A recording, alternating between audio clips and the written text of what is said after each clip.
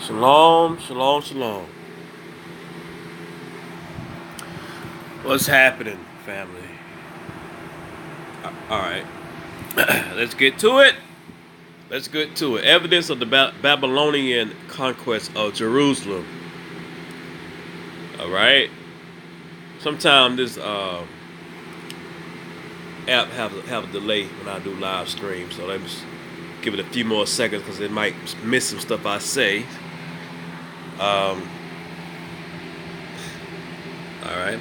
Evidence of the Babylonian conquest of Jerusalem found in Mount Zion excavation. What is it? Excavation. Excavation. Excavation. Excavation. That's it. Researchers digging at the University of North Carolina at Charlotte's ongoing archaeology excavation on Mount Zion in Jerusalem have announced a second significant discovery from the 2019 season, clear evidence of the Babylonian conquest of the city from 587 to 586 BC before Christ. The discovery of a deposit including layers of ash, arrowheads dating from the period, as well as Iron Age potsherds, lamps, and significant pieces of period jewelry. Oh, they had lamps back. They already had this stuff back in the day, man. Nobody cared. Hell, let me see. And a significant piece of period jewelry, a gold and silver tassel of earrings. There are also signs of a significant Iron Age structure in the associated area, but the building beneath layers from later periods has yet to be excavated. Excavated, whatever. Is it excavated? The Mount Zion Archaeology Project, co-directed by UNC Charlotte Professor of History Shimon Gibson, Rafi Lewis, a senior lecturer at Ashkelon Academic College and a fellow of Haifa University, and James Tabar, UNC Charlotte Professor of Religious Studies, has been in operation for over a decade and has made numerous significant finds relating to the ancient cities, meaning many historical periods, including the announcement made in July 2019 on evidence concerning the sack of the city during the First Crusade. The current find is one of the oldest and perhaps the most prominent in its historical significance, as the Babylonian conquest of Jerusalem is a major moment in Jewish history, which is the Hebrew history, which is the tribe of Judah and Israel, not those fake Jews over there who's slopping up the land right now. Them devils, not those synagogues of devils, heathens, not those goons, but the real Hebrews. All right. The team believes that the newly found deposit can be dated to the specific event of the conquest because of the unique mix of artifacts and materials found, pottery and lamps. Lamps side by side with evidence of the Babylonian siege, represented by burnt wood and ashes and a number of Scythian type bronze and iron arrowheads, which are typical of that period. Wow.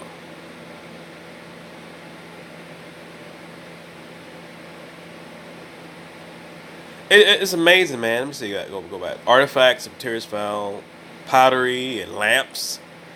Look at that pottery and lamps side by side with evidence of Babylonian siege represented by burnt wood and ashes. They had all that.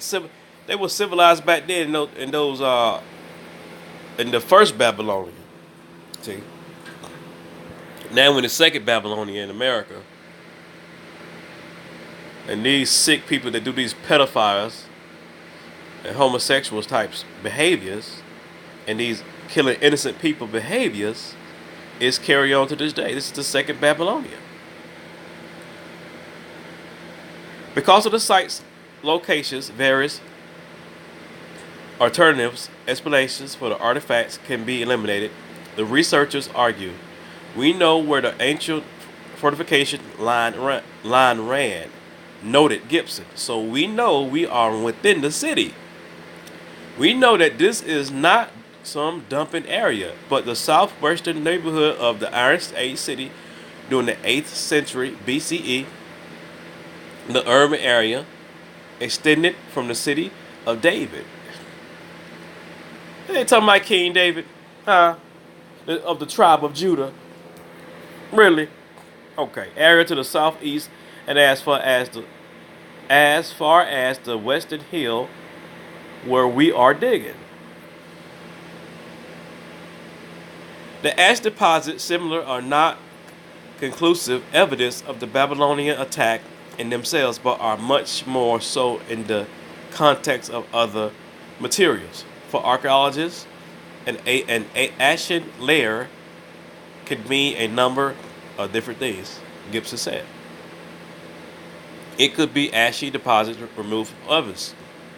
Yeah, they were baking back then, or it could be localized burning of the garbage. However, in this case, the combination of an ashy layer full of artifacts mixed with arrowheads and a very special ornament indicates some kind of devastations and destructions. Okay, nobody abandons golden jewelry, and nobody has arrowheads there. Domestic refuse. That means God came and destroyed that place because He wasn't taking no damn shit off nobody. The arrowheads are known as Scythian arrowheads and have been found at other archaeological conflict sites from the 7th and 6th century BCE. They are known at sites outside of Israel as well. They were fairly commonplace in this period and are known to be used by the Babylonian warriors. Together, this evidence points to historical conquest of the city by Babylon because the only major destruction we have in Jerusalem for this period is the conquest of 587 and 586. Yeah, man, God killed them. He destroyed them clowns. Look at that arrow. Take a look at it. Can you look at it? You see it good enough? Can you see it now? I had to turn my phone sideways.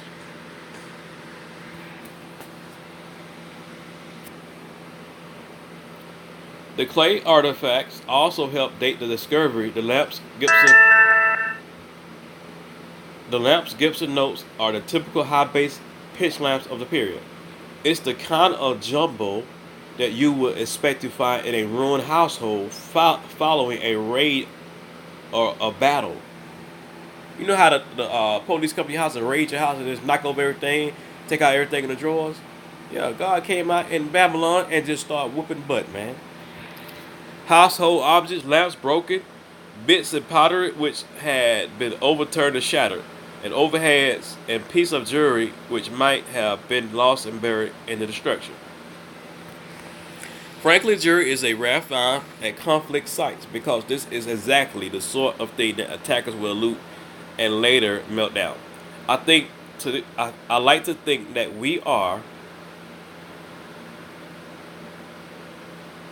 excavated, whatever, inside one of the great man houses mentioned in the second book of Kings 25:9. Keep that in mind, family. Hold on. Let me take a screenshot. Okay. In Kings 25:9, Gibson speculated this spot would have been an ideal location situated as it is close to the western summit of the city with a good view overlooking Solomon's temple and Mount Moriah to the northeast. We have high expectation of finding much more of the Iron Age city in future seasons of work. I like to think that we are excavating inside one of the great man's house mentioned in the second book of Kings. All right. The building that is apparently part of the lair remains unexcavated. One might ask, why haven't we excavated the whole building? Gibson said. The reason is that we are slowly taking the site down level by level, period by period, at the end of this last digging season, 2 meters of domestic structures from later Byzantine and Roman periods have still to be dug above the Iron Age level below. We plan to get down to it in the 2020 season. The unexpected and rare piece of jewelry found is apparently a tassel or earring with a bell-shaped gold upper part. Clamps beneath is a silver part made in the shape of a cluster of grapes. Is it claps? The claps beneath is a silver part in the shape of cluster of grapes.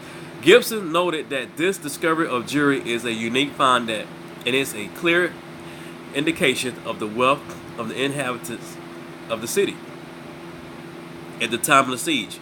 The only other discovery of jewelry in Jerusalem from this period was made many years ago in 1979 in an Iron Age tomb at Katif Hinnom outside of the city. The researchers say that finding evidence of a critical historical event is what makes this discovery particularly exciting. Lewis, another co-director of the project, explained that it is very exciting to be able to excavate the material signature of any given historical event, and even more so regarding an important historical event such as the Babylonian siege of Jerusalem. By all accounts, the Babylonian conquest of the city by the Neo-Babylonian king, that's a long word, I know the name, Nebuchadnezzar. King Nebuchadnezzar was ferocious,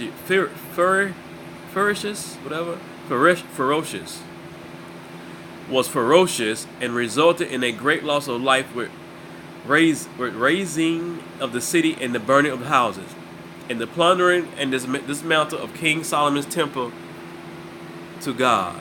The local ruler of the kingdom of Judah, the king Zedekiah, made an attempt to flee the city with his retinue, but was eventually caught and taken captive to Babylon. See that? The kingdom of Judah, which the King David belonged to, and his son, King Solomon. I think King David was the father, King Solomon was the son, if I'm not mistaken. Correct me if I'm wrong, family.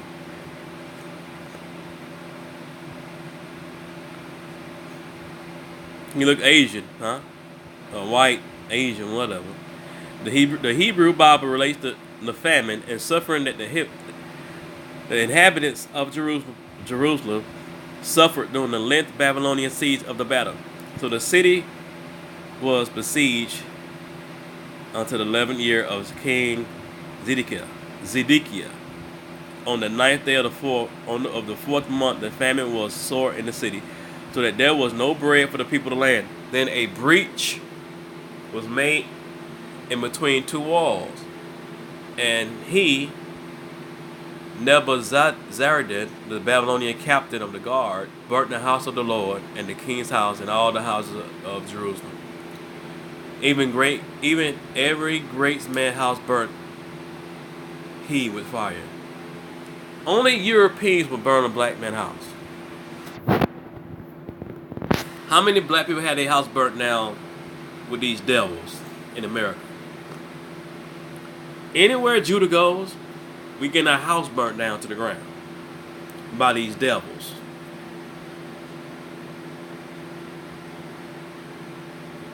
Anywhere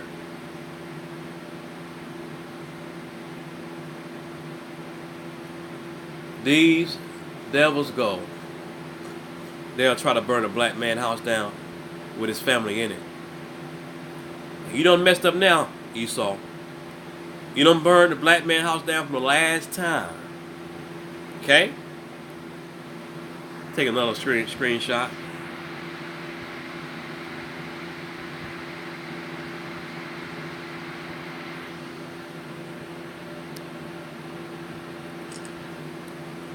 2 Kings 25, chapter, verse 1 through 9. It's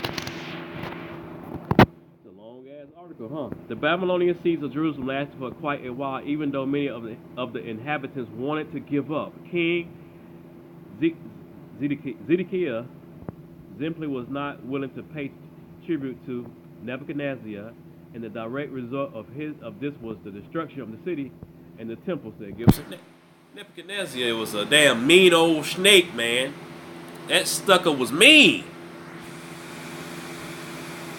Every year, religious Jews in Jerusalem and across the world pray and fast in remembrance of the destruction of the Jewish temple to God in Jerusalem. First by the Babylonians in 587, 586 BCE, resulted in exile of the inhabitants of the city of Babylon.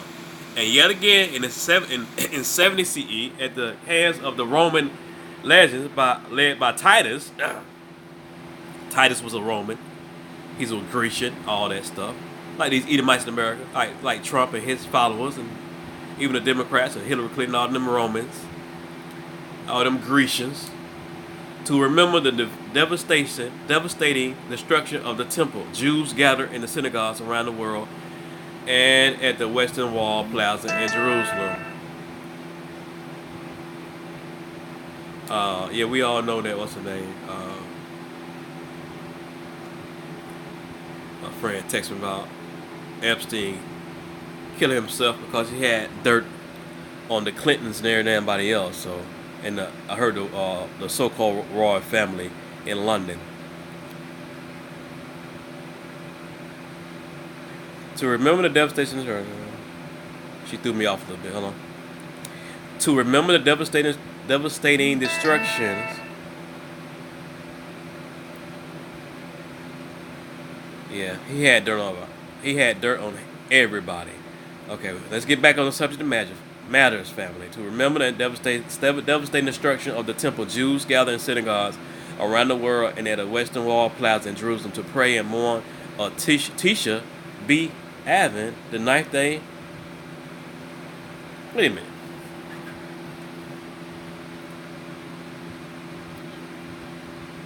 Tisha's that black girl of a sister name. Y'all should be ashamed of your damn self. The 9th day in the Hebrew month of Abib, according to the Jewish calendar, which falls near this year on August 11th. You over there making fun of dang Jacob's name.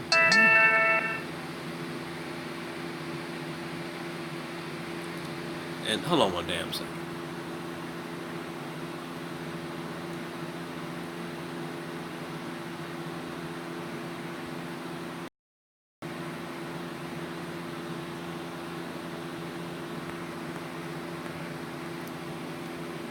Damn. All right.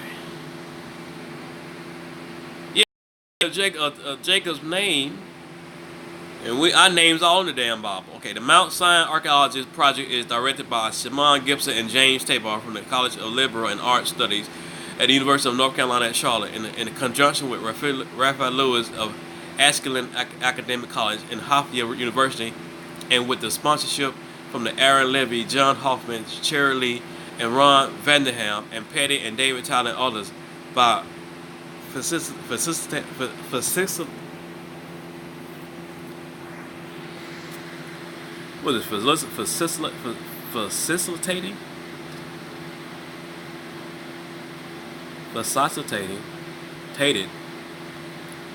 by the Sheila Bishop for the Foundation of Biblical Archaeology. The dig is also staffed by the host of volunteers, including UNC Charlotte students. The project has been a favorite summer activity for many of UNC Charlotte's Levine Scholars Program, the university's highly selective national program for under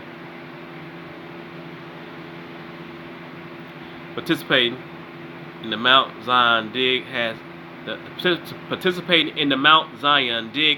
been an amazing opportunity for the Levine Scholars and Diane Zabalisky, director of UNC Charlotte's Levine Scholars Program.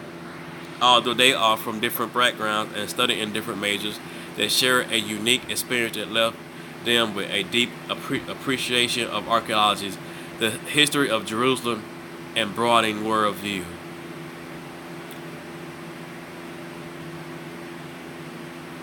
The site is within the Salvar Hamad Park, administered by the Israel Nature and Parks Authority.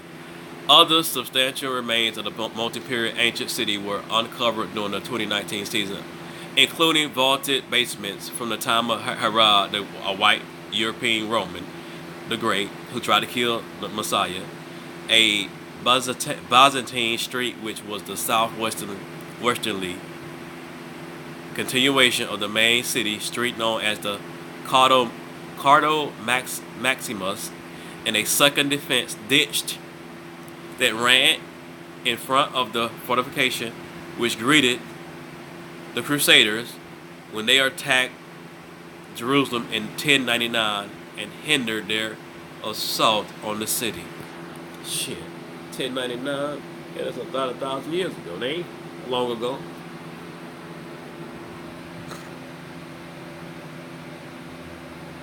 The complex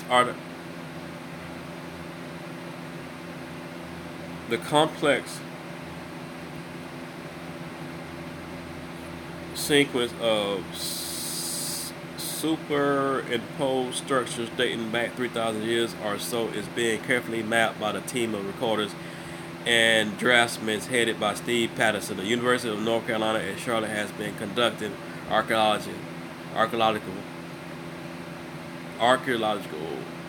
excavation in Jerusalem since 2006, and much vital historical and archaeological information has been steadily extracted from the digging operation. This long ass article, and my friend kept texting me, throwing my behind off. Damn. Alright. What can we say about this? So they found something about Babylon. So you know the Bible one line, once again, is evidence that Babylon exists. Once again, it's evidence that Babylon exists. That means the Bible is true. That means the new Babylon is America and London and abroad, and it must fall. Everything in the Bible is true to life. All right? It's been a typhoon that just went through China, killing people. Okay? All these artifacts they find in these spears and these earrings, all this stuff, the gold that David and Solomon loved these gold jewelry. You know, don't nobody wear gold like black people. Just ask Flavor Flav. Ask Mr. T. Ask MC Hammer. Ice T. Okay? Big Daddy Kane.